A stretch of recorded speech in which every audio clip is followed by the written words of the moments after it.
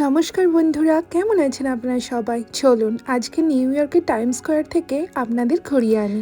আমরা এখন চলেছি নিউ ইয়র্কের টাইম স্কোয়ারের উদ্দেশ্যে। নিউ ইয়র্ক একটা শহর হলেও টাইম স্কোয়ার হলো নিউ ইয়র্কের হার্ট। এই আলো ঝলমলে শহরের উদ্দেশ্যে মানুষজন বলেন, the city that never sleeps. এই শহর যেটা কোনোদিনই ঘুমায় না। আর এই শহরের সব থেকে উজ্জ্বল মঞ্চ হলো টাইম স্কোয়ার। আমি এতটাই এক্সাইটেড ছিলাম আর ওয়েট করতে পারছিলাম না। মনে হচ্ছিল কখন আমি ওখানে পৌঁছাবো। এটা আমার জন্য সত্যি একটা স্বপ্নের মতো। জানেন তো, ওখানে যে রাস্তাতে যেতে যেতে মনে হচ্ছিল বাড়িঘরগুলো কিছুটা যেন আমাদের সিমলা মানালির মতো দেখতে লাগছে। ওই যে দূরে দেখুন কিছু বাড়িঘর দেখা যাচ্ছে, সবই কিন্তু পাহাড়ের ওপরে রয়েছে। তারপরে একটা টানেল ক্রস করেই আমরা ফাইনালি পৌঁছে গেলাম সাবওয়েতে। সাবওয়ে দিয়ে হেঁটে আমরা উঠে গেলাম নিউ ইয়র্ক টাইম স্কোয়ার স্ট্রিটে।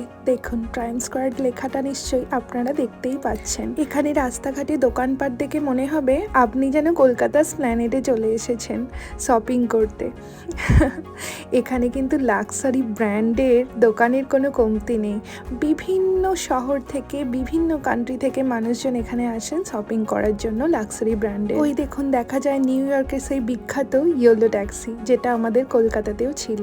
আর আমাদের স্মৃতির পাতায় সারা জীবন রয়ে যাবে। টাইম স্কোয়ারের এই রাস্তাগুলো কিন্তু সিনেমার পর্দাতেই দেখতাম।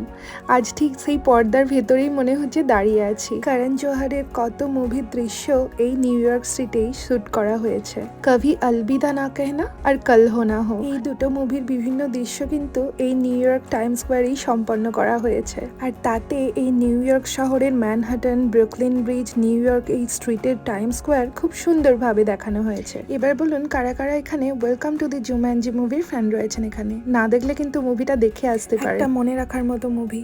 আর সেই মুভিরই ডোয়েন জনসন ছিল এখানে দাঁড়িয়ে। তার সাথে ছবি না তুলে পারা যায় বলুন?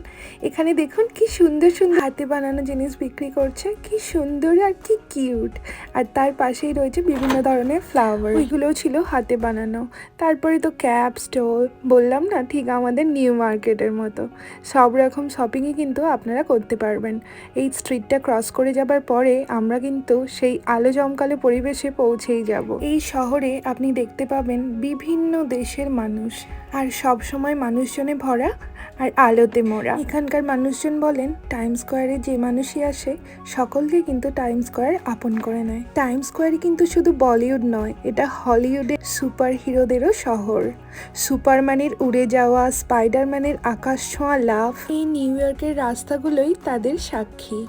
চারিপাশে তাকালেই লাক্সারি শপিং ব্র্যান্ডে ভরে রয়েছে।